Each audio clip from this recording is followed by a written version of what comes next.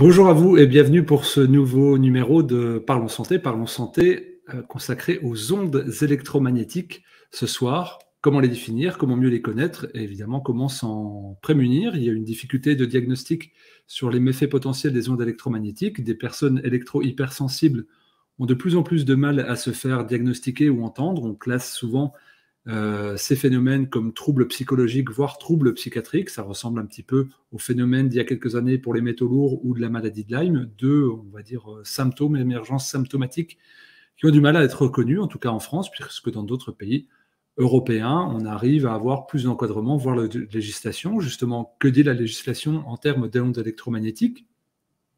Qu'en est-il des mesures? Que disent les rapports? Toutes ces questions, nous allons les voir. Et puis, bien, il y a eu un grand débat sur une nouvelle technologie qui est apparue il y a 3 ans, les ondes 5G. Alors, ça a commencé à faire débat, puis direct après, il y a eu la crise Covid, il y a eu les confinements et, on va dire, un bruit médiatique autour de ces crises multiples imbriquées, crise de l'hôpital, crise sanitaire. Et puis, le débat est un peu passé sous l'eau et on se rappelle que beaucoup d'antennes ont été déployées pendant les confinements, justement, avec des autorisations plus ou moins légales. Et du coup, c'est passé un petit peu sous silence le fait de pouvoir avoir des informations factuelles. On se retrouve comme dans cette crise avec des AMM conditionnels en se disant il n'y a pas de raison que ça puisse nuire, mais pas vraiment d'études scientifiques qui viennent valider et corroborer tout ça. Donc ce soir, nous avons 4 invités, 4 nouvelles personnes. Voilà, aucune des personnes qui apparaît ici ce soir avec nous n'a déjà été présente, donc c'est une grande joie. Les Parlons Santé sont quasiment hebdomadaires en ce moment. Le but, c'est d'ouvrir à d'autres praticiens, à d'autres disciplines, d'autres thématiques. Aujourd'hui, vous êtes les bienvenus pour nous suivre sur notre site internet réinfosanté.fr, sur notre fil Telegram Réinfosanté officiel qui s'affiche en bas. Nous avons même des réseaux sociaux. Nous vous invitons à vous abonner à nos fraîches page Facebook et vont suivre également Instagram, etc., etc. Nous vivons avec notre époque et bien sûr, vous irez naviguer sur ces réseaux sociaux connectés avec un câble RJ45 catégorie 6, voire 7, bien blindé, comme ça doit être le cas. J'accueille Frédéric. Frédéric, bonsoir à toi. Est-ce que tu... déjà, bienvenue pour cette première émission. 2 casquettes avec lesquelles tu te présentes ce soir dans cette émission. Est-ce que tu pourrais te présenter auprès des personnes qui nous regardent? Oui, absolument. Alors, merci pour l'invitation. Donc, moi, je suis membre du conseil scientifique de Robin des Toits et également membre du comité médico-scientifique de l'association Zone Blanche, qui sera représentée par Yves Alexandre un peu plus tard. Je suis ingénieur de formation et ça fait un peu plus de 20 ans que je m'intéresse aux effets sanitaires des pollutions environnementales. Alors j'ai commencé tranquillement avec les pollutions chimiques, les pollutions métalliques, et puis inévitablement, je me suis intéressé aux pollutions électromagnétiques. Voilà. Et donc depuis quelques années, j'anime des conférences de vulgarisation dans le sud-ouest de la France pour expliquer aux gens les mécanismes, les risques, comment se protéger. Quelles sont les possibilités juridiques éventuellement, sachant que l'État a tout bien organisé pour qu'il y ait un empêchement de recours, par exemple quand on installe une antenne relais, mais aussi pour faire prendre conscience aux gens qu'ils ont des antennes relais dans leur domicile et là ils ont les clés du camion pour supprimer ces antennes relais, par exemple un téléphone sur socle sans fil. En gros, tout ce qui, dans la maison, communique sans fil, ça communique pas par télépathie, ça communique avec des ondes électromagnétiques, donc a priori, c'est à bannir. Voilà. Surtout dans une tendance où l'immersion dans la pollution électromagnétique va croissant et l'effet cocktail qui va avec est de plus en plus pathogène. Voilà. Eh bien, merci à toi, Frédéric, et bienvenue. Et on aura Merci. avec plaisir de développer toutes les approches que tu as présentées. Tu parlais d'Yves. Yves, bienvenue à toi pour cette première émission avec nous. Je te laisse te présenter. Merci Fabien de m'inviter. C'est une grande première pour moi de faire un live.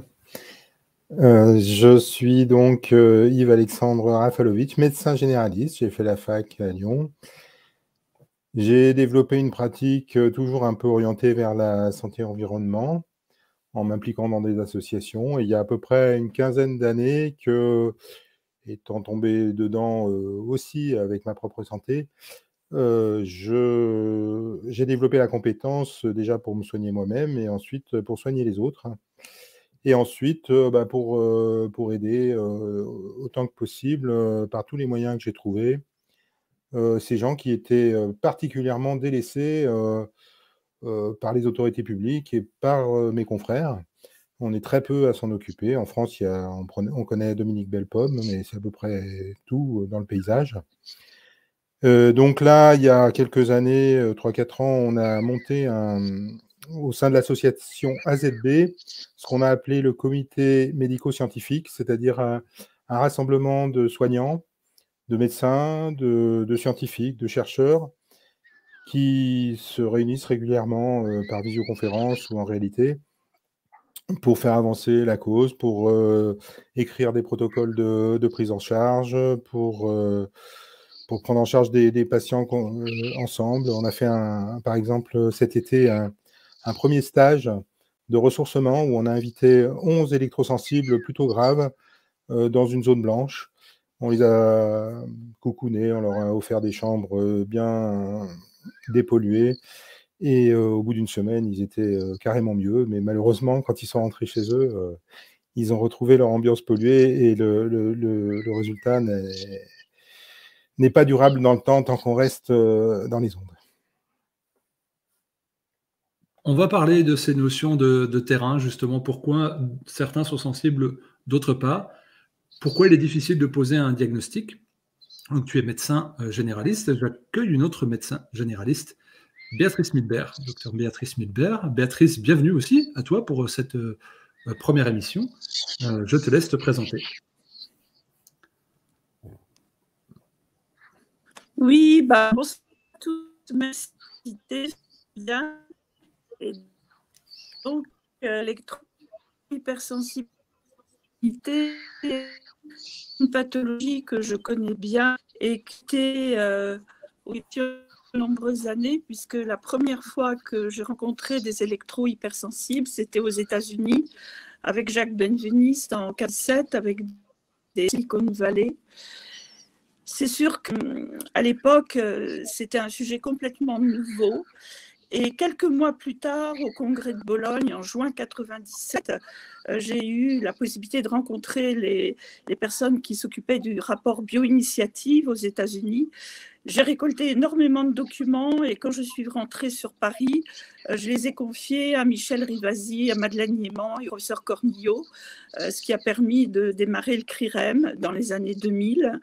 Et puis ensuite, j'ai vu énormément de patients qui, au fur et à mesure, venaient avec leur pathologie, qui n'est pas toujours la même, qui peut être très différente d'un patient à l'autre, mais avec toujours quand même des symptômes qui revenaient, des maux de tête, des vertiges, des problèmes cutanés, beaucoup de douleur en tout cas. Et à partir de là, comment trop point des possibilités de diagnostic. Et ensuite, quand le professeur Bellepomme m'a appelé, on a pu mettre au point vraiment une possibilité de faire des bilans diagnostiques qui permettent vraiment aux patients de pouvoir quelque part avoir un diagnostic et pouvoir ensuite avoir accès à des prises en charge, en tout cas pas la prise en charge de la sécurité sociale, mais de la MDPH pour avoir une reconnaissance d'adulte handicapé. Ça, c'est quand même grâce au professeur Bellepomme. Et je dois saluer Robin Détois, je suis ravie qu'il soit là, bien connu, Cendrier, et c'est vrai que ça a été mes compagnons de route.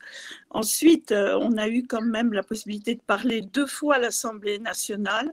Une première fois en 2014 où j'ai pu côtoyer Marty Pal, qui lui aussi avait fait un énorme effort de recherche dans ce domaine et avait mis au point une reconnaissance de l'électro-hypersensibilité par le CESTIF.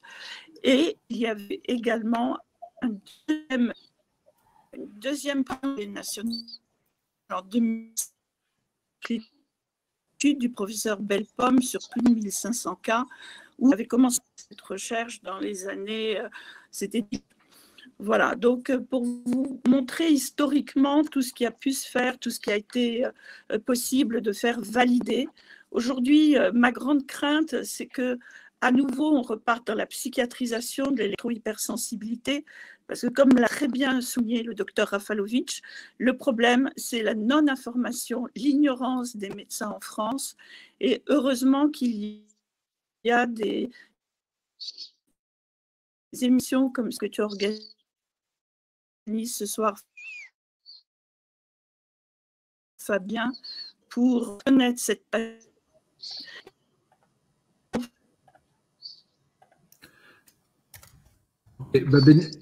je reprends là. Oui.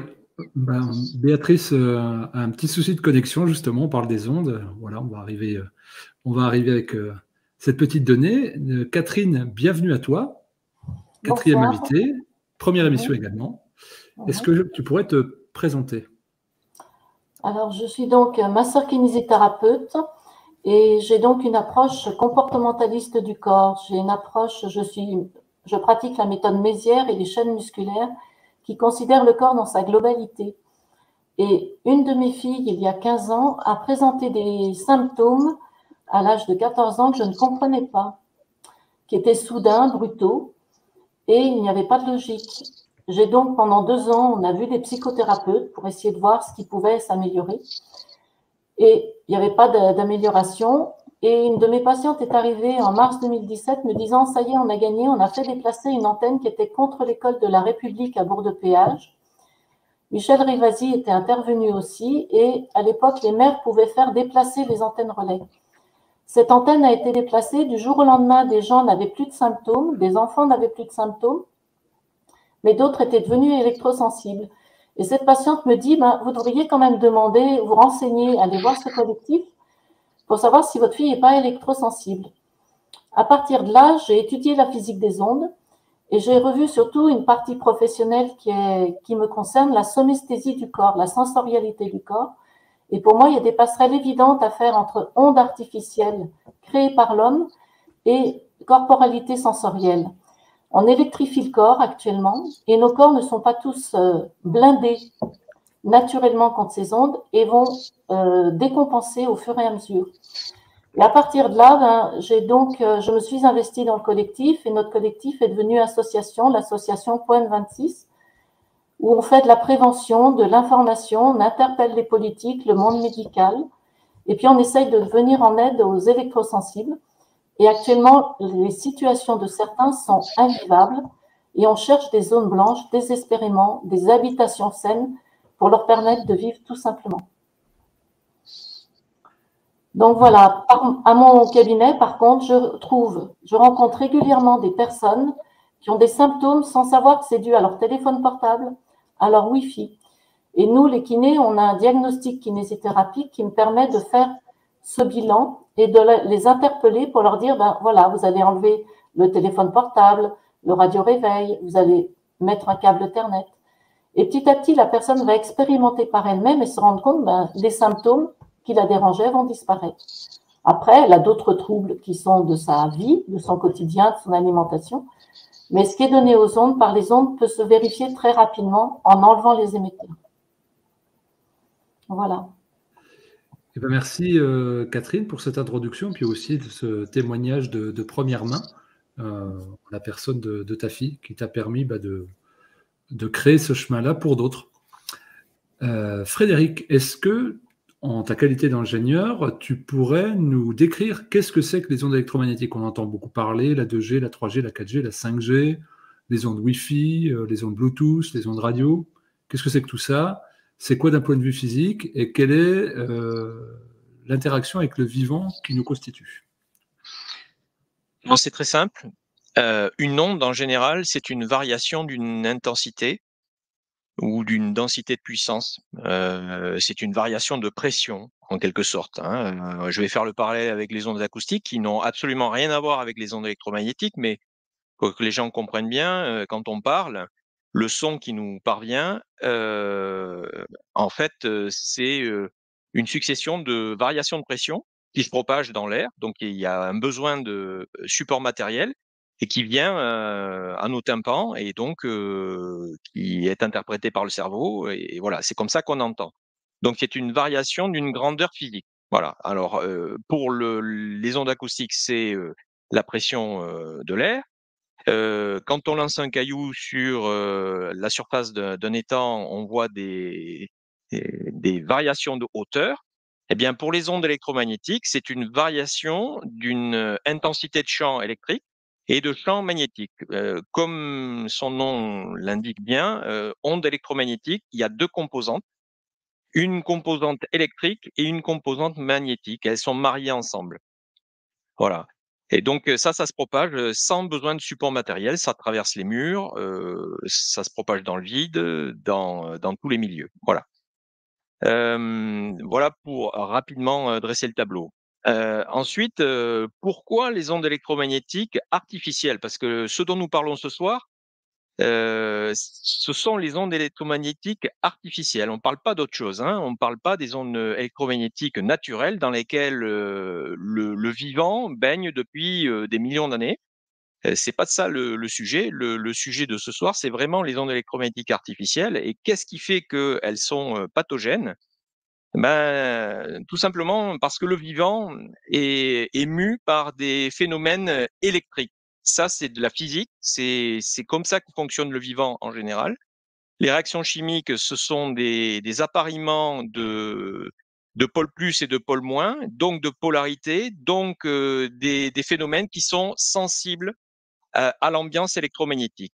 Et d'autant plus sensibles que cette ambiance électromagnétique va être mitraillée, pulsée. On dit pulsée, c'est un petit peu, si je faisais encore une fois un parallèle avec les ondes acoustiques, c'est comme si on voulait comparer le bruit d'un marteau-piqueur, les ondes électromagnétiques artificielles, marteau-piqueur, et les ondes électromagnétiques naturelles, Mozart. Voilà. Il paraît évident à tout le monde que si je monte les deux à 120 décibels, c'est-à-dire très très très fort, le niveau de tolérance sera beaucoup plus élevé avec Mozart qu'avec un marteau-piqueur. Ben, pour nos cellules, qui, elles, perçoivent les ondes électromagnétiques artificielles, ça les dérègle. C'est un petit peu comme si dans une chorale, vous aviez un chanteur, un choriste, qui se met à chanter faux. Eh bien, toute l'harmonie de la chorale va se mettre à dérailler parce qu'il y a un chanteur qui chante faux. Voilà. Donc, les ondes électromagnétiques artificielles, c'est ça par rapport au vivant.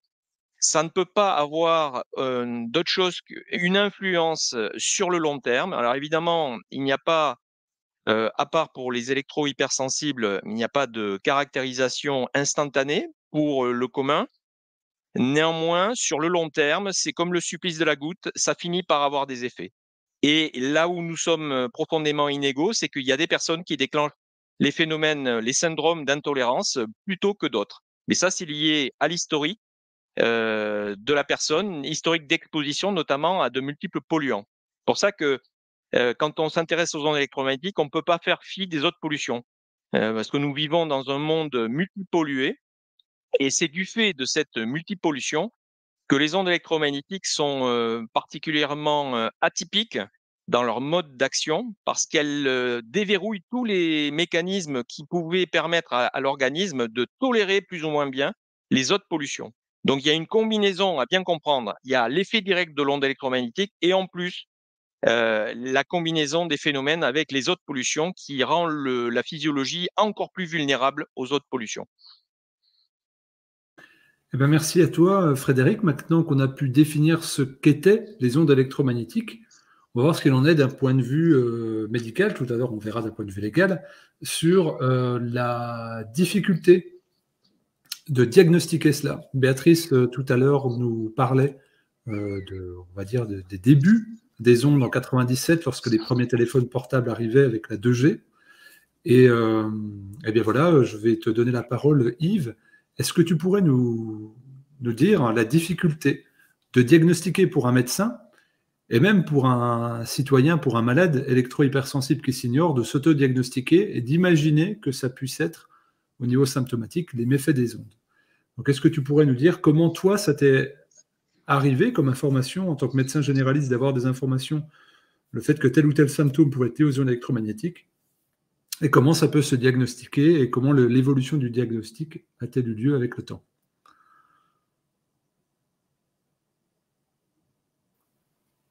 C'est une question difficile que tu me poses parce que je ne sais pas comment y répondre si c'est sur le plan politique, c'est-à-dire qu'est-ce qui empêche que ça soit considéré comme une maladie ordinaire.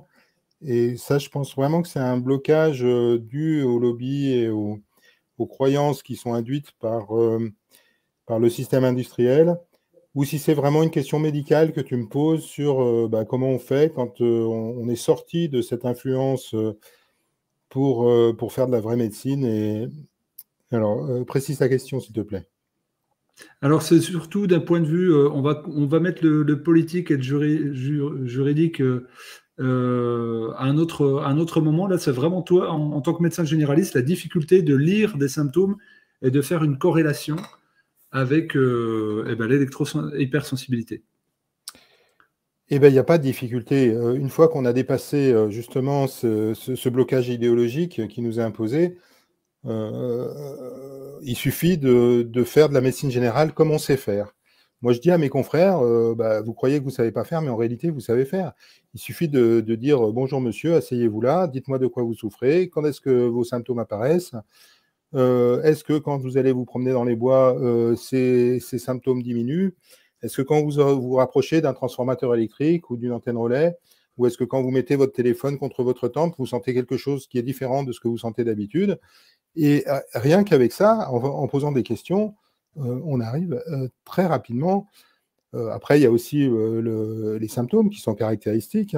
Quelqu'un qui a mal à la tête, qui a des acouphènes, qui a des insomnies, qui a une fatigue inexpliquée, qui se réveille avec la sensation de ne pas avoir dormi, qui se réveille dans le brouillard cérébral, c'est-à-dire que toutes ses pensées sont brouillées, et il ne comprend pas pourquoi. Des fois, il n'arrive même plus à parler, à s'exprimer, il perd des mots. Tous ces symptômes sont assez caractéristiques, ils ne se voient pas dans d'autres maladies. Donc, en réalité, il n'y a pas vraiment de difficulté à faire ce diagnostic. Les signes sont assez caractéristiques. Et voilà. Ok. Est-ce que toi, tu as vu, j'en profite pour une évolution chez tes confrères médecins, de se dire, ah bah oui, tiens, c'est quelque chose que je n'ai pas eu dans l'amphithéâtre de la faculté de médecine. Et là, tu me l'amènes, est-ce que tu aurais de la littérature, est-ce que tu pourrais me présenter des cas, des anamnèses, etc. Est-ce que tu as vu, avec le temps, on va dire sur les 10-15 dernières années, une évolution des comportements de tes confrères pour s'intéresser à ce phénomène-là, sans doute parce qu'ils doivent passer à côté de milliers de cas tous les ans? Non, c'est même pire. C'est-à-dire que j'ai l'impression qu'avec la crise Covid, la pression idéologique pour dire cette maladie n'existe pas, vous n'avez pas à la diagnostiquer, qui est une injonction non dite, mais qui est très bien comprise par tout le monde. L'injonction qui nous est donnée, c'est si tu vois quelqu'un qui présente des choses comme ça, étant donné que l'ANSES a dit que de toute façon, il n'y avait aucune preuve d'un rapport entre les champs électromagnétiques et l'électro-hypersensibilité, c'est forcément autre chose. Donc, le médecin qui suit les protocoles qu'il a appris va chercher autre chose, même si ça lui paraît évident. Et il faut qu'il se révolte contre sa propre connaissance, qu'il fasse une espèce de changement de paradigme à l'intérieur de lui-même pour se dire « Merde, je suis au service du patient, c'est quand même lui.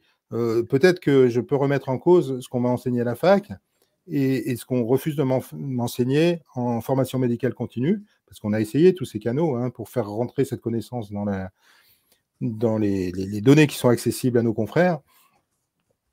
Il faut vraiment qu'il fasse une démarche pour critiquer ses connaissances et aller vers ce que lui dit son patient, ce que tout le monde n'a pas la force de faire.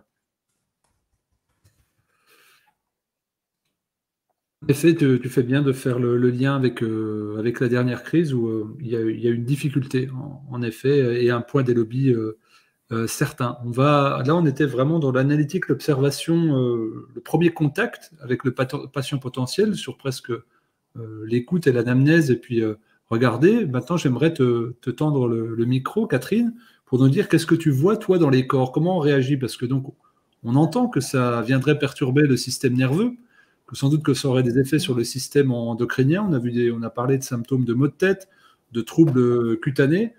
Toi qui as l'habitude de toucher les corps avec des parties dénudées, qu'est-ce que tu peux voir, qu'est-ce que tu peux sentir sous tes mains chez les personnes électro-hypersensibles? Quels sont leurs profils et leurs morphotypes, un petit peu? Alors, surtout en pratique GDS, Godelieve de Nijstreuf, on regarde la personne, et en Mézières, on regarde la personne debout dans sa globalité. Et on va voir les pulsions comportementales. Donc, il y a des typologies bien particulières, et notamment, il y en a une que j'appelle la typologie électrique, où la personne est tirée vers le haut, à la nuque raide, a très peu de courbure, est souvent bloquée ou en inspire ou en expire. Elle est complètement à plat dans ces cas-là. Et elle se plaint de maux bien particuliers, notamment l'étau-crânien, les acouphènes bien sûr, une nuque raide avec souvent les sous-occipitaux qui sont hyper réactifs, et c'est fortement désagréable. On peut avoir des réactions histaminiques rétrosternales, des palpitations, des angoisses. Et en fait, moi, par mon travail, je vais apprendre à sentir le corps différemment.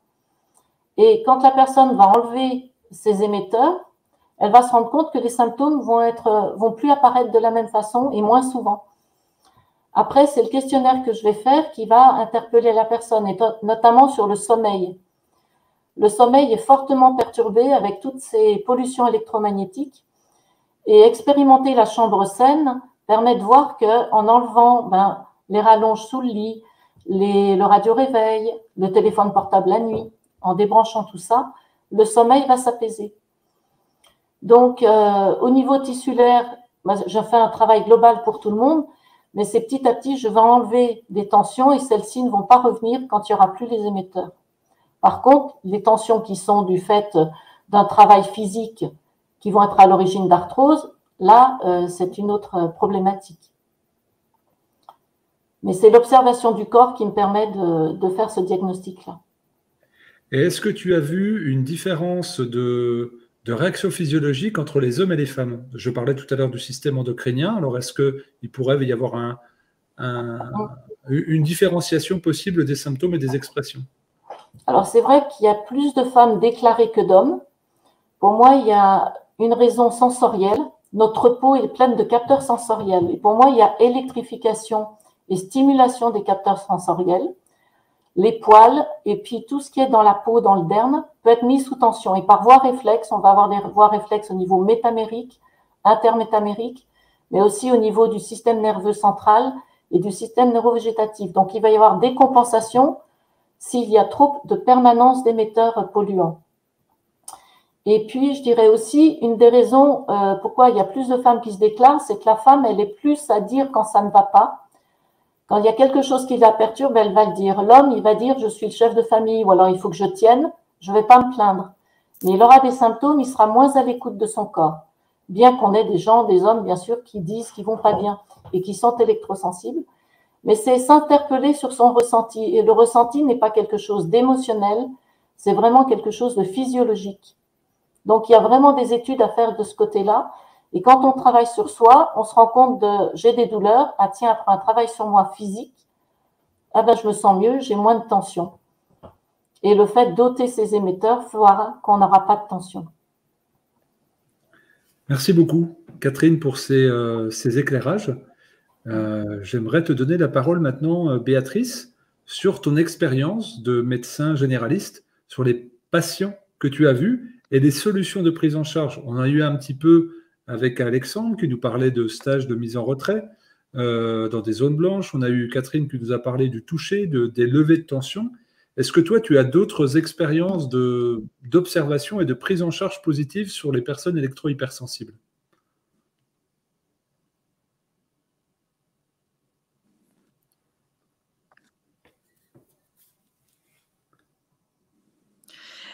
Oui, moi j'étais très, comme tous, hein, c'est au départ recueil de symptômes. La plupart des personnes au tout début qui venaient me consulter étaient suivies en psychiatrie, étaient déjà sous neuroleptiques pour leurs symptômes. Et en fait, absolument évident que ça n'avait rien à voir avec une pathologie psychiatrique. De toute façon, c'est des gens qui décrivaient très bien, ils avaient un ressenti juste de ce qui se passait, ils savaient qu'ils étaient exposés à des ondes électromagnétiques et qu'à partir de là, ils avaient tel et tel symptôme.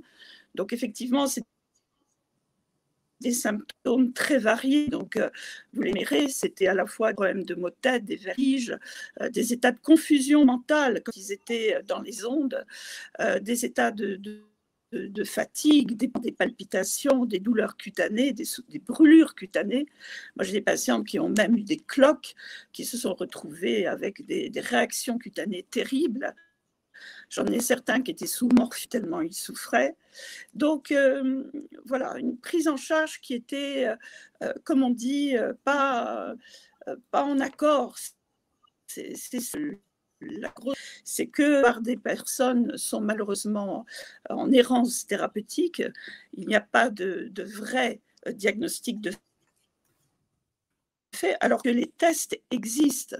Donc j'insiste moi toujours sur le fait que l'histamine peut être dosée dans le sang. Si elle est élevée au-dessus de 100, au-dessus de 10, ça dépend des laboratoires. Elle est un symptôme de souffrance cérébrale. La protéine S100B, une chance inouïe en France, elle est faite. Elle n'est pas faite dans tous les pays. Donc, c'est pas toujours réalisable. C'est un très bon marqueur de l'ouverture de la barrière hémato-encéphalique qui indique clairement que l'environnement électromagnétique est toxique pour la personne, ce qui amène aussi à l'arrivée dans le cerveau de produits qui n'ont rien à y faire, que ce soit des produits chimiques, des métaux lourds, des germes, des candidats, etc. Donc, en fait, on a la possibilité, bon, il y a d'autres, moi j'utilise beaucoup le stress nitrosatif urinaire qui est fait au Luxembourg, au laboratoire réuni, et qui montre effectivement, quand il y a un excès donc, de souffrance liée au champ électromagnétique, il y a ce qu'on appelle une ouverture des canaux calciques voltage dépendants des cellules, ce qui fait déclencher au niveau cellulaire, intracellulaire, ce qu'on appelle un stress nitrosatif très important, avec la sécrétion de dérivés de peroxynitrite, de nitrotyrosine, pardon. Et donc ça, on les retrouve dans les urines. Et donc, tout à fait faire ce type de test, et ce qui permet d'asseoir quelque part le diagnostic. Parce que sinon, effectivement, on a l'interrogatoire, on a la possibilité effectivement de dire que les gens, quand ils vont en zone blanche, vont déjà beaucoup mieux. Quand ils vont se balader en forêt, ils n'ont plus de symptômes. Donc, dès qu'ils stoppent finalement l'exposition au champ électromagnétique, ça avant, ils pouvaient encore le faire. Aujourd'hui, ça semble, donc il y a des personnes qui ont littéralement leur vie qui explose avec l'installation d'un compteur Linky. Donc, tout ça est du quotidien. Et au début, je faisais aussi un test, c'était un électroencéphalogramme qui permettait de voir l'état du cerveau. C'était un examen qui permettait de regarder l'éterculatoire. C'est un électroencéphalogramme avec un échodoppler. Et en fait, ça a permis au départ de voir que les gens qui souffraient d'électro-hypersensibilité où la circulation se faisait très mal. Ce test aujourd'hui n'existe plus. C'est dommage. Voilà, en tout cas, c'est clair qu'il y a une idée aussi à faire le diagnostic de l'électro-hypersensibilité, parce qu'il y a une vraie comment dire, répression de l'autre côté. Moi, pendant que j'ai eu affaire à la sécurité sociale avec des procès à tout bout de champ, car ils me disaient que je traitais des maladies qui n'existaient pas, l'électro-hypersensibilité, la chimie associée et la maladie de Lyme, bien évidemment, qui elle aussi peut être associée à ces problèmes d'électro-hypersensibilité et de chimico-sensibilité. Eh bien, merci Béatrice pour ce témoignage. En effet, je parlais en introduction de cette émission des intoxications aux métaux lourds, de maladie de Lyme. Je rappelle que là, Béatrice Midberg nous parlait des diagnostics qui pouvaient être faits. Pour Lyme, par exemple, on sait qu'il y a d'autres outils et méthodes de diagnostic en Allemagne, de l'autre côté de la frontière française, et qui semblent bien plus pertinentes et efficaces. Et on va dire, c'est aléatoire la manière dont on peut être traité dans tel ou tel pays ou avec tel ou tel praticien.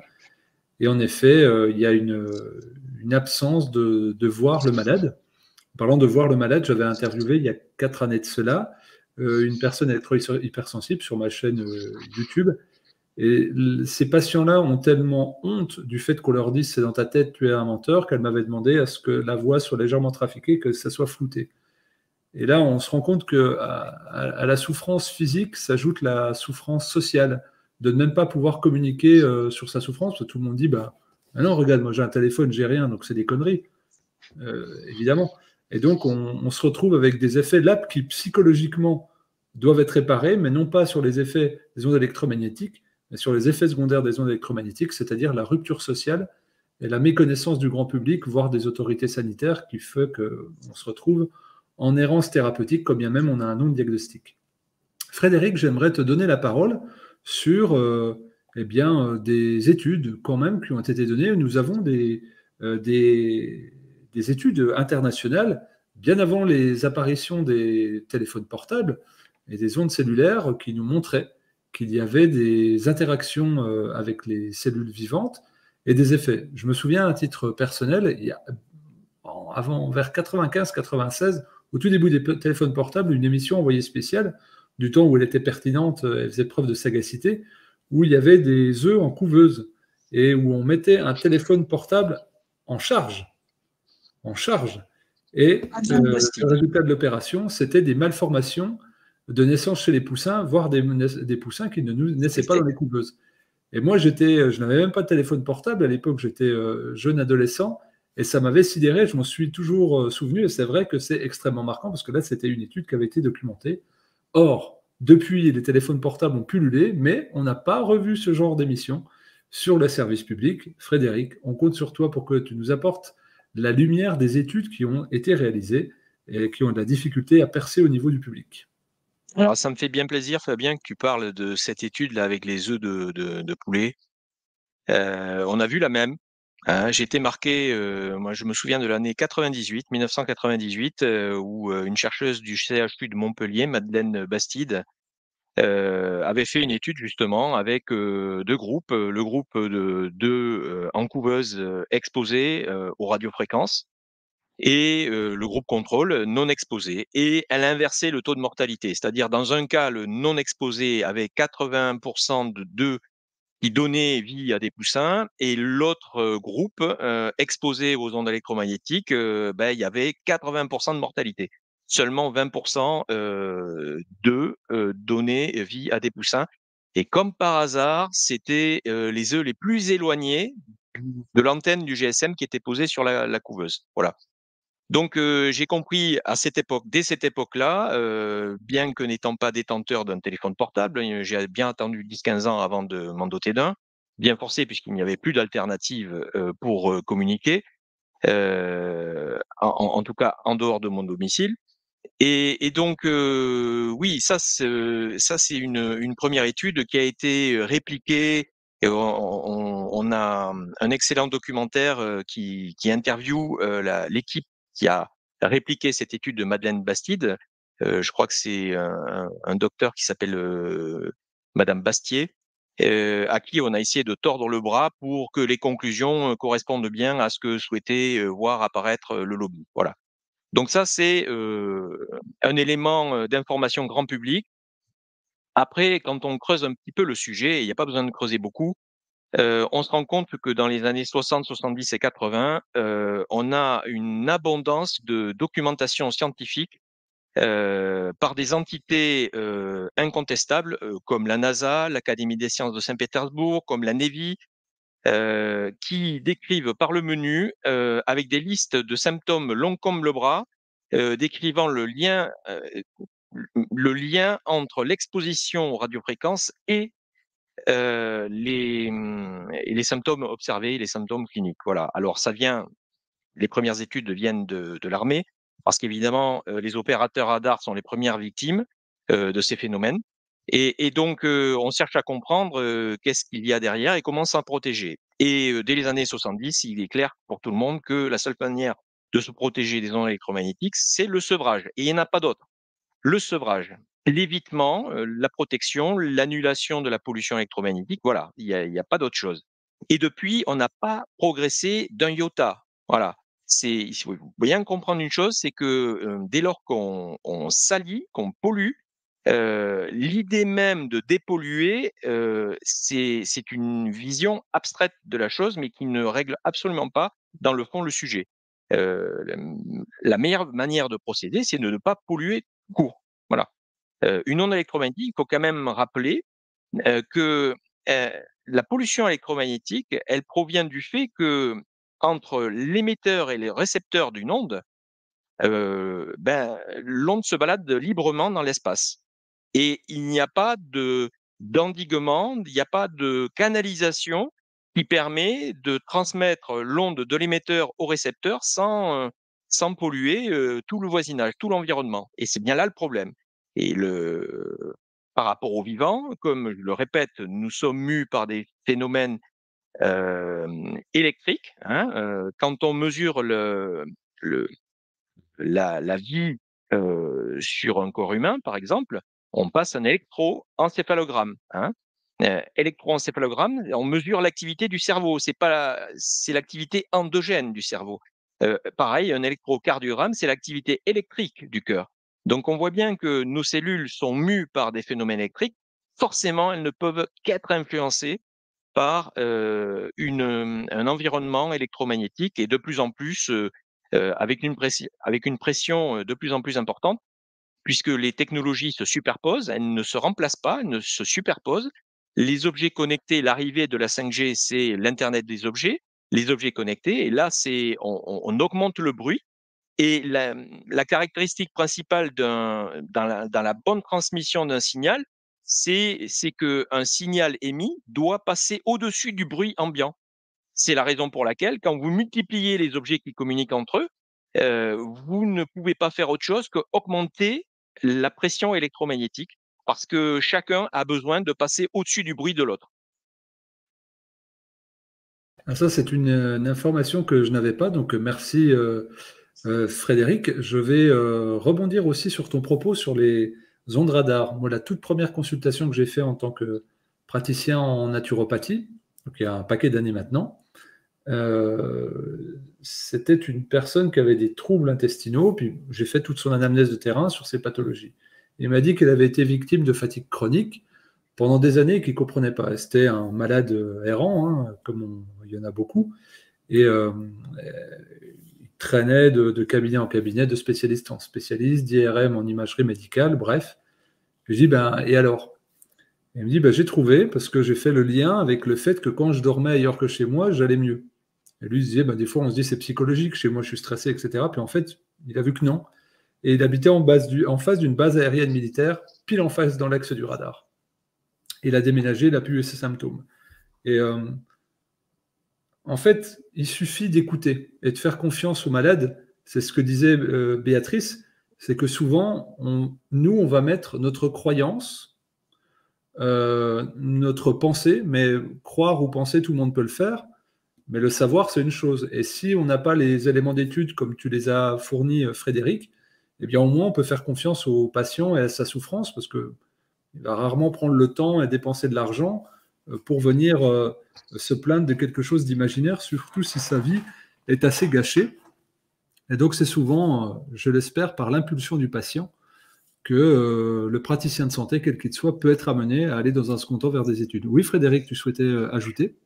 Je rebondis sur ce que tu viens de dire, c'est que la caractéristique des ondes radar, c'est d'être puissante et focalisée. Hein, c'est pour les spécialistes, c'est presque un Dirac qui se propage dans l'espace en rotation. Voilà. Et là, je rebondis sur la technologie 5G, qui est héritée de la technologie des radars à balayage électronique. C'est ça la technologie 5G. Elle se compose, elle fonctionne en 2 étapes. Il y a un balayage à 50 Hz de l'espace quadrillé, voilà, d'un espace donné, d'une zone géographique donnée. Et dès que ce balayage à 50 Hz, donc 50 fois par seconde, il scrute l'espace de manière très ciblée. Et une fois qu'il a identifié une cible, ça peut être un téléphone portable, ça peut être un objet connecté, par exemple la brosse à dents connectée qui est vraiment vitale, ou le réfrigérateur, etc. Et donc, puisque on nous dote de ces objets-là, c'est que c'est vraiment indispensable, hein. Et donc là, on assiste à un faisceau d'ondes électromagnétiques focalisées. Hein, c'est l'équivalent par rapport à la lumière d'un faisceau laser à comparer avec un lampadaire qui éclaire de manière très large. Là, sur la 5G, on aura un faisceau focalisé. Et là, on se rapprochera de plus en plus des phénomènes physiologiques observés avec les radars dans les années 50. Donc, encore une fois, il n'y a rien de nouveau dans le paysage. Il n'y a que l'ANSES pour faire croire aux gens qu'ils auraient besoin de 30 ans d'études supplémentaires. Voilà. Il suffit d'ouvrir les livres, d'ouvrir les études scientifiques des années 60, 70, 80 pour se rendre compte que tout est parfaitement documenté, jusqu'au lien avec la maladie d'Alzheimer. Jusqu'au lien avec la maladie d'Alzheimer. Hein. Et Martin Pal, on en parlait tout à l'heure, a fait une publication, une méta-analyse sur 18 études en décembre 2021 qui montre le lien entre l'excès de concentration de calcium intracellulaire et le déclenchement des maladies neurodégénératives. Et dans les études, dans les 18 études dont se sert Martin Pal, il y a une étude russe de 1973 qui dit explicitement le lien avec les maladies neurodégénératives. Donc, on ne vient pas nous expliquer qu'on ne sait pas, qu'on a des doutes, qu'on manque d'études, qu'on manque de connaissances. On manque de gens qui savent lire les articles scientifiques en France. Ça, oui. Ça, oui. On manque de gens indépendants. Ça, oui. Mais à partir du moment où on sait lire les études scientifiques, il suffit de se plonger dans les études scientifiques il y a 50 ans. Et il n'y a pas besoin de faire autre chose. Et éventuellement, on peut creuser, approfondir, faire des répliques, généraliser. Mais déjà, on part de là. Et arrêtons de dire aux gens qu'on ne sait pas, on a des doutes, on manque de connaissances. Voilà, on manque d'indépendance. Ça, oui. On manque d'indépendance. Ça, oui. Alors, merci pour cette verve, Frédéric. On rappelle, hein, sur Robin des Toits, vous allez retrouver toute une quantité d'informations sur les ondes, et c'est vraiment important de se documenter, et pour que vous ayez la connaissance pour vous-même, et pour pouvoir échanger, pour avoir des éléments de réponse, parce qu'il y en a. On n'est pas dans le flou, comme pour Linky, on disait on ne sait pas trop, on ne sait pas. Ben, il y avait quand même des rapports d'EDF qui datent d'il y a 40 ans. Donc EDF sait très bien ce qu'il a fait avec Linky. D'ailleurs, c'est très drôle, hein, maintenant qu'ils ont fini de le balancer un peu partout, on a dit bah non, finalement, c'est pas obligatoire. Une fois que c'est déployé dans 99,9% de la population. Donc voilà, je remercie d'ailleurs les agents qui ont forcé par effraction le compteur de mes parents il y a un mois pour en poser un. Vous faites du bon boulot. J'espère que vous avez eu une prime pour votre travail dévoué de serviteur de la nation électrique. Alors, nous allons parler maintenant de terrain. Le terrain, de dire pourquoi il y a des personnes électro-hypersensibles et pourquoi pas. On l'a un petit peu vu avec Béatrice. Est-ce que toi, Yves, tu as pu observer des morphotypes, des profils plus susceptibles que d'autres d'être vulnérables aux ondes électromagnétiques et peut-être des tranches d'âge ou voilà. Est-ce que tu as pu déterminer quelque chose dans l'historique que tu as pu faire ?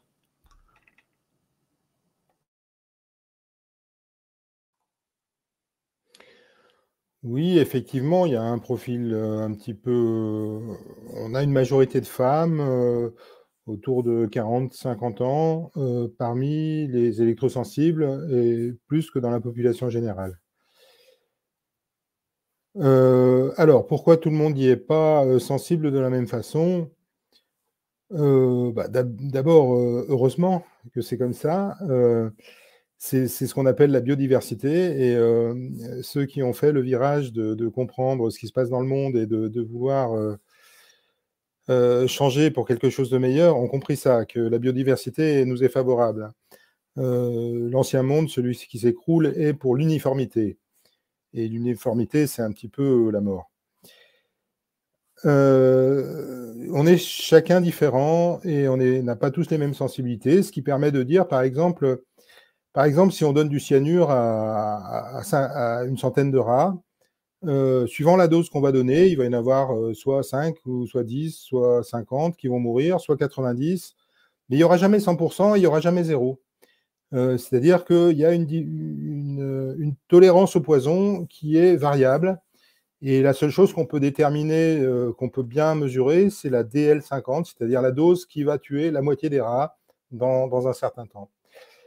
Avec les ondes, bien sûr, c'est un petit peu pareil, c'est-à-dire que plus on augmente la dose, plus on va avoir des dégâts.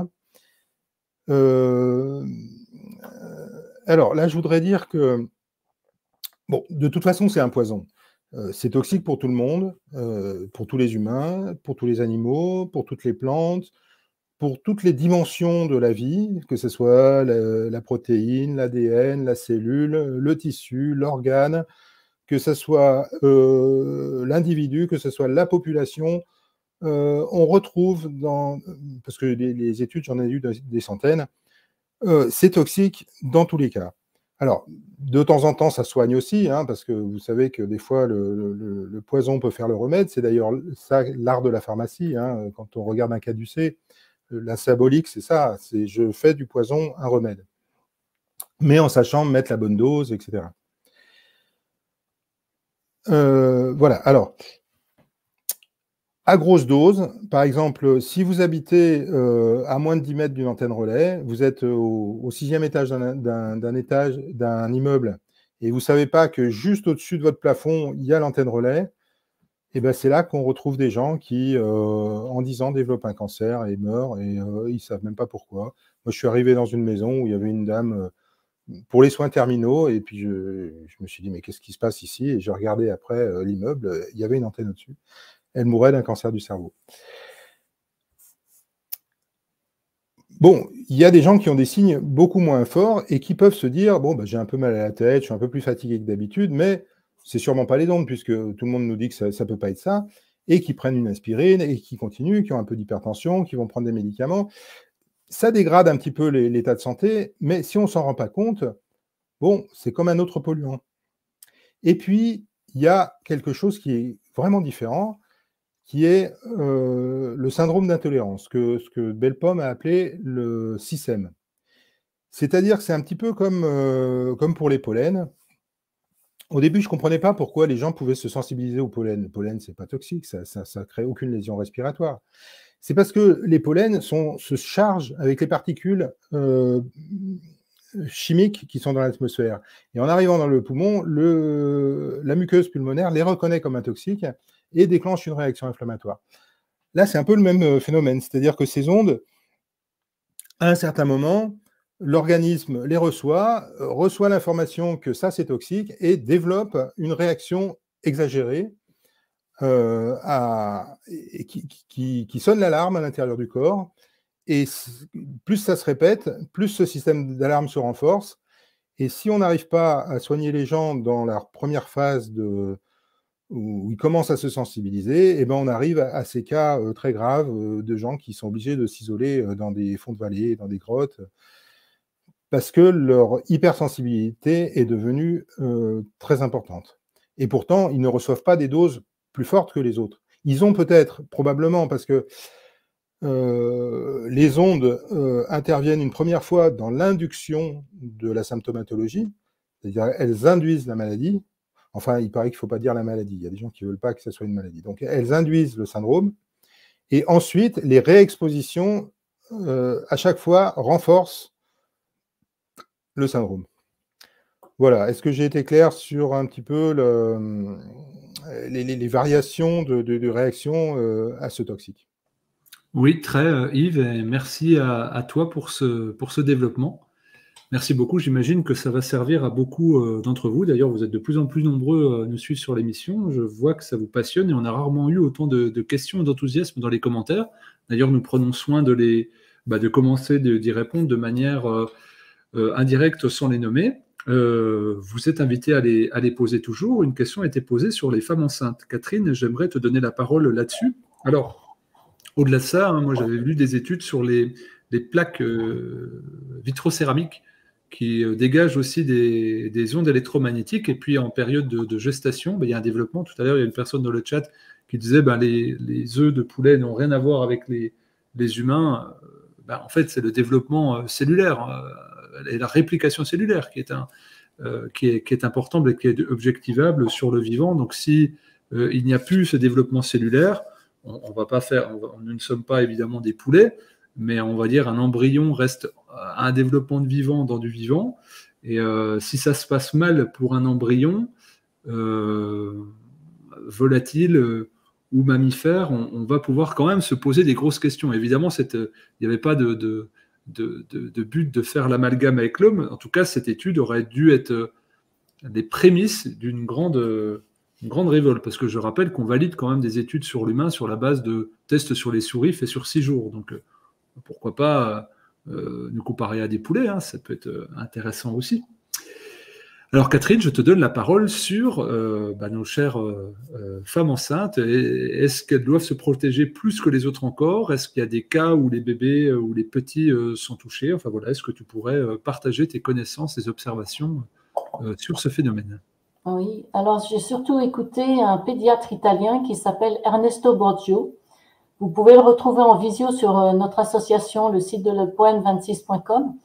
Et lui, il dénonce beaucoup tout ce qui est des pollutions chimiques, mais aussi les pollutions électromagnétiques, notamment chez la femme enceinte. Et il dit lui-même que ce qui va se passer au niveau de l'embryon, ça ne sera pas que sur une génération, mais sur plusieurs générations. Effectivement, le ventre de la maman, il n'est pas blindé. Et la longueur d'onde, on n'en a pas tellement parlé, mais la longueur d'onde des différentes fréquences est très importante quand il s'agit des basses fréquences et plutôt courte dans les hyperfréquences. Et donc, elles ne vont pas pénétrer les hyperfréquences très profondément, mais suffisamment profondément pour toucher les fascias, les tissus, et l'embryon ne sera pas loin. Donc, il faut surtout faire une information en premier aux mamans. Donc, tout ce qui est pédiatre, sage-femme, informez-vous, sachez de quoi on parle et déconseillez effectivement les tablettes numériques en Wi-Fi, les téléphones portables avec modération et faites des endroits sains pour elles pour que l'embryon se développe naturellement. Il ne faut pas faire n'importe quoi. Et la table à induction, c'est de la basse fréquence et ça émet des champs électriques, des champs magnétiques. Et souvent, quand la plaque à induction est éteinte, il reste toujours, elle est sous tension, donc elle est en champ électrique. Donc effectivement, le ventre de la femme enceinte proche, c'est embêtant, comme la tête d'un jeune enfant, c'est embêtant, comme celle du micro-ondes, qui ne sont pas blindées comme il faut, et dès qu'on met quelque chose dans un micro-ondes, l'onde sort et irradie tout le monde. Donc, il faut surtout avoir une connaissance de ce que sont ces ondes. Moi, quand j'ai réalisé que ma fille était électro, une ostéopathe m'avait dit « Fais attention, Catherine, à ton téléphone portable ». Et je m'étais dit « Mais pourquoi je vais m'inquiéter d'un téléphone portable? Je ne sens rien, je ne vois rien ». On a tous fait des études, on a tous des niveaux intellectuels importants, mais personne ne se pose des questions sur comment j'ai la voix de quelqu'un à des milliers de kilomètres sans fil. C'est que du bon sens, c'est pas compliqué de s'interroger et de se dire, bon, ben oui, je suis au milieu, ça traverse les murs, le béton, et moi je suis matière ou virtuelle? Eh ben, on est aussi pénétré par ces ondes et on a des stimulations permanentes et au bout d'un moment, le corps décompense et il peut y avoir effectivement, moi je ne sais pas les études sur les conséquences réelles sur les nouveau-nés, mais je pense qu'il faut vraiment s'inquiéter et surtout ne pas donner ça dans les mains des jeunes enfants. Il n'y a pas que l'addiction du téléphone portable, il y a l'émission en 3G, 4G, bientôt 5G.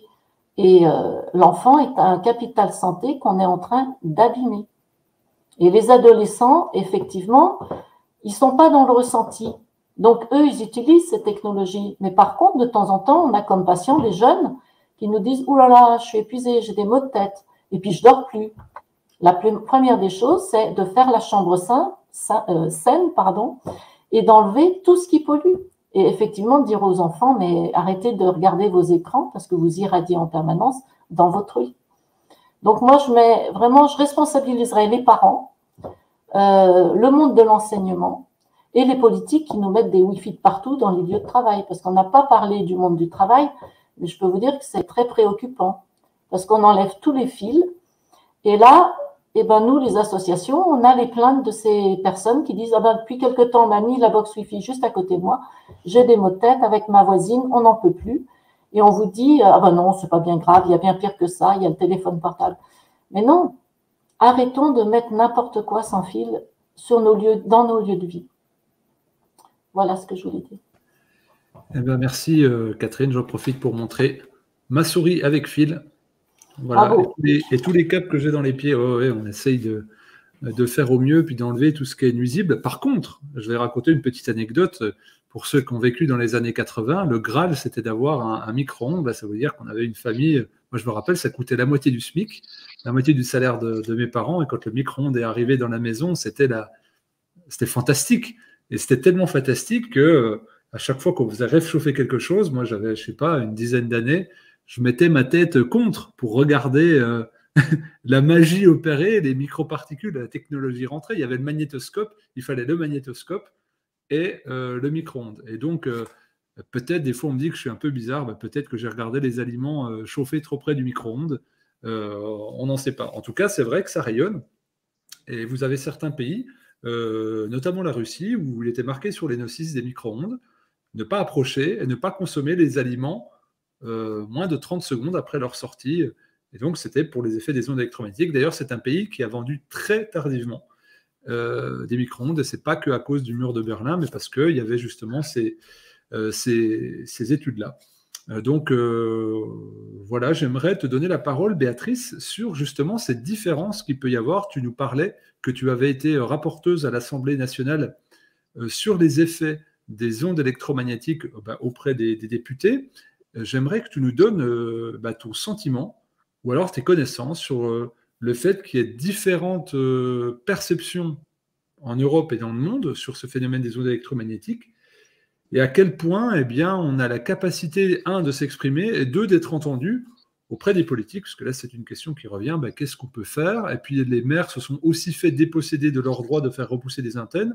Je crois que là, légalement, on est dans le fait où une antenne relais peut être à quelques mètres d'une habitation. J'en vois maintenant dans les lotissements, plein milieu des lotissements. Voilà, ça paraît assez fou.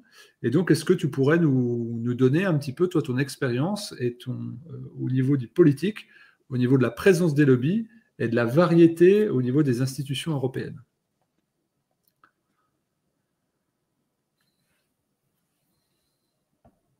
Je crois qu'on a un problème avec Béatrice. Donc, on va voir si elle peut se reconnecter plus favorablement. On va reprendre encore quelques petites questions.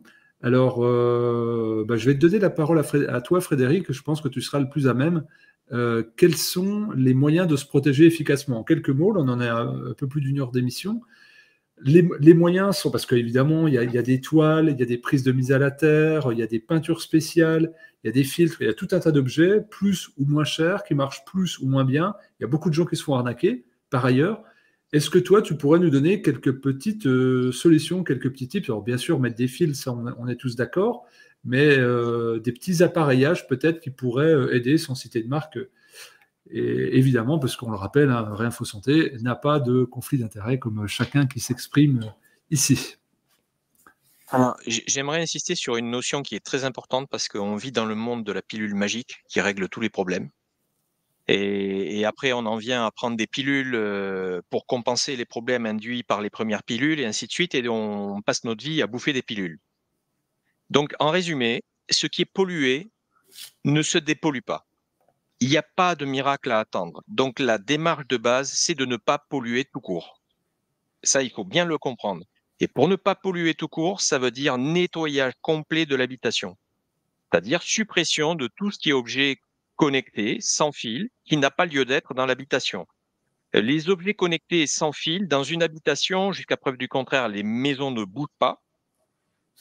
Donc, une solution sans fil, c'est une solution de mobilité. Il faut bien intégrer ça. Et utiliser des solutions de mobilité pour des usages sédentaires, c'est une hérésie. En plus, en termes de performance, on n'est pas du tout au même niveau de performance qu'un câblage. Au niveau sécurité informatique, c'est pareil. Et au niveau sécurité sanitaire, c'est encore pareil. Donc, ça veut dire en clair que le téléphone à la maison, ça doit être un téléphone filaire.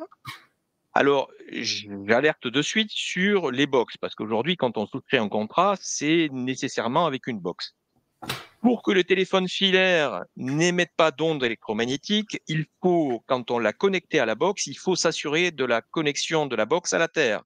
Parce que la législation est tellement permissive, voire complaisante vis-à-vis de l'industriel, que la législation n'a même pas prévu d'obliger la connexion au secteur électrique de la box avec un fil de terre. C'est-à-dire, on n'oblige pas l'industriel de doter ses box de fils de terre, ce qui oblige, in fine, quand on veut utiliser un téléphone filaire sur cette box, de prévoir une connexion à la prise de terre. Si vous ne le faites pas, vous avez à l'oreille le bruit électromagnétique du réseau électrique qui se transmet de la box vers le haut-parleur du téléphone filaire. Voilà, ça c'est un élément de base. Je vois se multiplier dans les habitations les enceintes connectées. Pareil, une enceinte connectée émet des ondes électromagnétiques et elle en émet même quand on l'utilise pas. C'est pareil avec les DECT, les téléphones sur socle. Donc, il faut vraiment prendre conscience que tous ces objets sans fil émettent en permanence, même quand on ne les utilise pas. Il faut vraiment scruter les notices d'utilisation pour neutraliser ces émissions parasites. Voilà. Ensuite, dans l'habitat, on pourrait parler du réseau électrique, on a parlé du Linky tout à l'heure. Il y a un certain nombre d'appareils électroménagers qui, pour X raisons, pareil, complaisance de la réglementation, on n'a pas rendu obligatoire la connexion à la terre, la prise de terre. Exemple, les radiateurs électriques. Exemple, la haute aspirante au-dessus de la plaque de cuisson. Et ça transforme l'appareil électroménager en antenne relais des parasites du réseau électrique.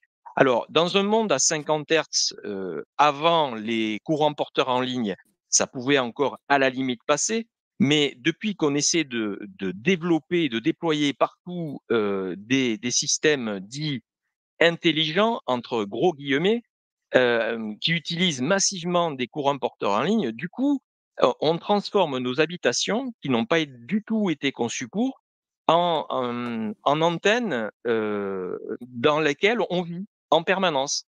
Et je rappelle juste un point, pour définir la toxicité d'une onde, c'est pas simplement la dose qui permet de définir la toxicité, c'est la durée de l'exposition, c'est la proximité de l'exposition et le terrain, évidemment, la vulnérabilité du sujet, et en particulier son historique de vie. C'est-à-dire que si la personne a été, dans son historique de vie, confrontée à de multiples pollutions qui ont fait monter son niveau inflammatoire, elle fait partie des candidats privilégiés pour déclencher une électro-hypersensibilité. Et concernant je vois que j'ai la question concernant les connexions à la Terre, évidemment, la réglementation, la norme qui fixe le seuil de 100 ohms pour la connexion à la Terre est laxiste. Il faudrait plutôt prévoir, alors je donne un ordre de grandeur, une résistance de la prise de terre de l'ordre de 50 ohms, mais encore une fois, ça suppose le passage d'un professionnel qui étudie l'environnement extérieur, parce que ce qu'il faut éviter également, c'est d'avoir une terre trop basse en résistance, de manière à éviter d'aspirer tous les courants vagabonds du voisinage. Si par exemple tous les logements du voisinage ont des terres beaucoup plus élevées, la personne qui fait l'effort d'avoir une terre très basse se verrait aspirer tous les courants vagabonds, ce qui n'est pas forcément mieux. Donc on se rend compte qu'en fait, avec ces problématiques sanitaires, on ne peut plus faire de l'électricité à la grand-papa. Il faut vraiment regarder les choses de manière très pointue, et on ne peut plus d'ailleurs déployer tout un arsenal de technologies sans prendre conscience que les installations électriques des habitations n'ont pas du tout été conçues pour accepter ces dispositifs. Merci beaucoup pour toutes ces informations, Frédéric. Je rajouterai également pour ceux qui veulent téléphoner parfois. Alors, moi, j'ai toujours un téléphone à fil parce qu'il ne faut pas oublier que si vous avez un téléphone fixe sans fil, c'est pas bon non plus. Vous êtes quand même avec des ondes portées, donc c'est moins pire, mais ça reste pas terrible. Non, c'est un des pires. Hein. Ouais. Contrairement à ce qu'on pourrait penser, le DECT, le téléphone d'intérieur sur socle, est beaucoup plus émissif qu'un téléphone portable qu'on amène dans la rue. C'est contre-intuitif, donc il faut s'en méfier comme de la peste. On est d'accord avec ça. Et par contre, moi, ce que j'utilise beaucoup d'applications gratuites existent sur téléphone, type Signal ou Telegram. Mais ces applications peuvent être installées sur des ordinateurs de bureau, connectés avec un câble RJ45 au mur. Eh bien, moi, je passe beaucoup de mes appels depuis mon ordinateur. Depuis chez moi. Donc, si vous n'avez pas de téléphone fixe, vous pouvez utiliser le micro de webcam ou un micro extérieur et utiliser les applications type Signal ou Telegram que vous pouvez installer temporairement sur votre téléphone une fois sans l'utiliser et la mettre en jumelage sur votre ordinateur. C'est un très bon moyen de ne pas utiliser les ondes. Bien sûr, ce soir, nous n'avons pas parlé des méfaits des écrans. Ça pourrait peut-être donner lieu à d'autres émissions sur le système nerveux et puis les écrans. Mais voyez, il y aurait aussi à dire là-dessus. Bien entendu, toutes ces technologies qui ont fait irruption dans nos vies depuis 2 générations, de manière absolument démocratique dans les pays occidentaux, se sont répandues très fort, très vite, et nous sommes un peu cobayes. Alors, on sait que c'est un peu la période pour être des cobayes. D'ailleurs, tu parlais de prendre une pilule sur une pilule. Je ne désespère pas que nous ayons une injection prochainement contre les méfaits des ondes électromagnétiques. C'est à souhaiter, comme ça on pourrait être protégé de l'intérieur avec des réplications génétiques qui nous permettraient d'avoir des nouveaux codons pour nous protéger. J'espère en tout cas qu'il y aura des firmes philanthropes qui travailleront sur ce sujet. Nous arrivons à la fin de cette émission. Je me propose, chers invités, de nous partager des mots pour la fin, ce qui vous tient à cœur de laisser au public sur ce thème des ondes électromagnétiques. Yves, je commence et je te donne la parole pour cette dernière petite intervention. C'était pour compléter le propos de Frédéric Furlano sur le fait que maintenant, il y a un métier qui s'est développé, qui n'est pas très connu, qui est le métier de bioélectricien. Donc, il y a maintenant dans tous les départements de France au moins, je ne sais pas, peut-être un électricien sur 20 ou sur 30 qui connaît la compatibilité électromagnétique du vivant et qui est capable de venir dans votre maison, de faire des mesures, de vous dire qu'est-ce que vous pouvez changer, de vous montrer quel est, sur son appareil, quel est l'objet le plus rayonnant et de vous donner des conseils pour l'éteindre. Vous pouvez aussi acquérir des petits appareils pour 200 ou 300 € qui vous permettent de faire ce diagnostic vous-même. Voilà, je vous remercie, c'était très agréable d'être dans cette émission. Et, ah oui, une chose importante aussi. Vous trouverez sur le site d'AZB, j'ai mis dans le chat, une lettre que vous pouvez imprimer, c'est un recto, et que vous pouvez donner à votre médecin généraliste pour lui dire, regardez, vous avez des confrères médecins qui ont fait la petite fiche pour vous donner quelques idées sur comment faire le diagnostic d'un électro-hypersensible. Donc c'est disponible, c'est téléchargeable sur notre site. Au revoir. Merci à toi pour ces informations et cette pédagogie, Yves. Béatrice, je te donne la parole. Je vois que tu as des petits soucis de connexion. J'espère que c'est résolu pour ce mot de la fin qui nous ferait plaisir de partager avec toi.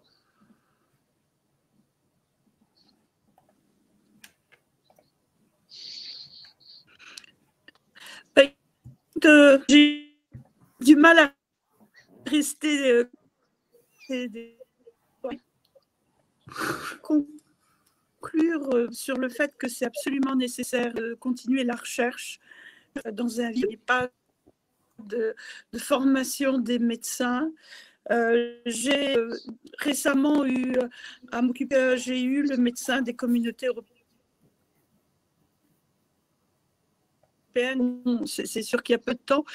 Et donc, il me proposait de venir faire cette présentation auprès des médecins des communautés européennes pour essayer de sensibiliser, de faire rentrer par la grande porte universitaire la formation à des médecins par rapport à l'électro-hypersensibilité. Voilà, c'est un message d'espoir parce qu'effectivement, si seulement les médecins pouvaient, il y aurait moins de personnes aujourd'hui avec inhumain. Merci. Merci beaucoup, Béatrice, pour ce message d'optimisme pour la fin, parce qu'en effet, c'est une course entre la technologie, les lobbies, et puis nous, au milieu, en attente d'informations libres et éclairées et indépendantes, comme l'a appelé de ses voeux Yves également, et Frédéric surtout. Catherine, je te laisse avec un petit mot de la fin. Oui, je rebondirai juste sur l'errance médicale pour les électro-hypersensibles. C'est vraiment très embêtant parce qu'ils n'ont pas de lieu, ils ne peuvent plus aller à l'hôpital. Les hôpitaux sont pollués d'une façon extraordinaire entre les téléphones portables, les Wi-Fi, les DECT. Et nous avons un petit espoir avec un hôpital régional de peut-être avoir par la suite une chambre pour accueillir les électros. Donc on croise les doigts. Il faut vraiment que le monde médical se penche sur cette problématique. Et j'invite chacun à se poser des questions sur comment fonctionne votre téléphone portable ou la Wi-Fi, tout ce qui est en sans fil, et prendre soin de vous pour vous-même, votre famille et vos voisins. Tout le monde est concerné par cette problématique sanitaire. Merci. Tu fais bien de parler de ça, Catherine, en effet, puisque quand on va à l'hôpital, qu'est-ce qu'on voit? Des appareils électriques de partout. Et on pourrait rappeler d'ailleurs que certains ont parlé de troubles respiratoires. Des personnes qui font de l'apnée du sommeil, aujourd'hui, ont des appareils d'assistance respiratoire à domicile connectés en Wi-Fi à la sécurité sociale. Alors là, c'est un double problème. C'est déjà, on prend plein d'ondes dans la tronche. Et en plus, c'est un flicage parce que si on n'utilise pas l'appareil, eh ben, on a ces prestations de la Sécu qui sont coupées. Enfin bref, ça fait état d'un autre problème. On est là aussi pour mettre les doigts dans la prise, sans jeu de mots. Je rajouterai une petite précision sur les lits électriques qui ne sont pas mis à la terre. Donc les patients sont continuellement sous tension. Et il y a un champ électromagnétique alors, quand on est en réanimation, c'est encore pire, ou en soins palliatifs, mais donc il y a une urgence à empoigner cette problématique-là. Frédéric, le mot de la toute fin te revient. Oui, alors je rebondis sur les hôpitaux. Aujourd'hui, il faudrait compter le nombre d'hôpitaux, sur lesquels il n'y a pas d'antenne relais. Quasiment tous sont dotés de forêts d'antennes relais. Ça dénote du niveau d'ignorance suicidaire quand on connaît les effets toxiques des ondes électromagnétiques, des radiofréquences en particulier. Voilà, je ne connais pas un hôpital dans ma région qui ne soit pas doté d'une forêt d'antennes. Voilà. Bon, je passe. Ça fait partie de la réinformation du corps médical qui devra se faire. J'enfonce le clou sur la réinformation nécessaire des décideurs, des élus, qui font un peu trop confiance, qui se posent pas beaucoup de questions vis-à-vis des conseils techniques qu'ils prennent auprès de gens, des industriels qui font les installations, qui ne vont pas leur dire les risques encourus par la population, évidemment. Donc là, il y a un vrai sujet de réinformation des élus. Et quand l'élu est bien conscient du problème, il a une marge de manœuvre. Il faut qu'il prenne conscience que le vrai sujet, là, c'est de rendre visible l'invisible. Donc un élu peut très bien former un technicien de sa communauté de communes à faire des mesures et à cartographier l'environnement de son agglomération de manière à publier le niveau d'exposition électromagnétique, de manière déjà à vérifier que les opérateurs respectent réellement la réglementation. Et quand je dis cartographier, c'est ne pas tenir compte de la norme ANFR-DR15 qui consiste à moyenner les mesures. C'est-à-dire, en clair, quand vous faites appel via le formulaire officiel à un organisme dit indépendant qui vient faire des mesures gratuitement chez vous, cela ne sert strictement à rien si ce n'est à vous endormir et à vous faire passer à côté des vrais risques parce que les valeurs qui vont être publiées dans ce fameux rapport seront moyennées et sous-estimeront de manière très significative le vrai risque électromagnétique. Donc voilà, il y a un enjeu multiple d'information des élus, de formation des médecins et d'information de la population. J'aimerais un monde où on passe plus de temps à nous expliquer comment se protéger des ondes plutôt que de nous expliquer quand il y a des canicules qu'il faut boire parce qu'il fait chaud. On peut faire ce rêve-là. En effet, ça semble pas trop demander, mais voilà, on sait qu'il y a du boulot, mais c'est tout le but des différents collectifs auxquels vous participez, aux différentes associations. On voit que vous êtes tous engagés dans de multiples actions. C'est le but aussi de ces émissions Parlons Santé, c'est de faire croiser des gens avec des approches multiples qui sont en lien avec plein d'informations pour que vous, qui nous regardiez, puissiez en bénéficier d'années d'expertise, de savoir, de recherche. Et là, vous voyez, on a essayé de faire en 1h15 un tour de raison assez complet sur ce sujet passionnant. Ça vous a beaucoup, beaucoup intéressé. Je crois que c'est la fois où le chat a été le plus animé. Donc, merci beaucoup à vous 4 pour cette première. C'était super. Ça sera avec plaisir qu'on vous réinvitera. Peut-être qu'on fera une émission plus ciblée sur les ondes. Voilà, il y aura sans doute des réactions qui vont revenir. N'hésitez pas à nous suivre et à vous abonner à la newsletter Réinfo Santé sur réinfosanté.fr. Nous vous tiendrons au courant mensuellement. On ne parasite pas les boîtes mail. Rassurez-vous, on essaye de faire en sorte que vous soyez le moins connectés possible. Pour ça aussi, nous allons organiser des Parlons Santé en vrai de vrai. Vous allez pouvoir toucher les gens. Vous ne serez pas connectés avec des ondes. Vous n'aurez pas des écrans devant vous. Vous aurez des humains que vous pourrez toucher, que vous pourrez sentir, avec qui vous pourrez interagir en direct. Tout ça, bien sûr, vous aurez des informations dans ces émissions. Donc, abonnez-vous à notre petite chaîne YouTube. Et puis également sur nos différents canaux, Telegram, Facebook, notamment. Bienvenue à vous, bienvenue à vos propositions d'émissions. Si vous êtes praticien de santé intéressé par la démarche intégrative, c'est-à-dire d'échanger, de mutualiser vos connaissances dans la joie et dans l'humilité, comme ça a été le cas ce soir, bienvenue à vous.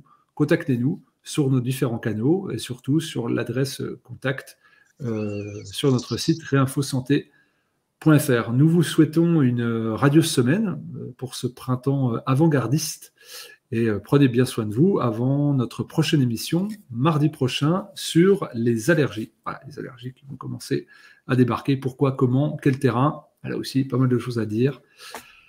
Portez-vous bien et à très vite.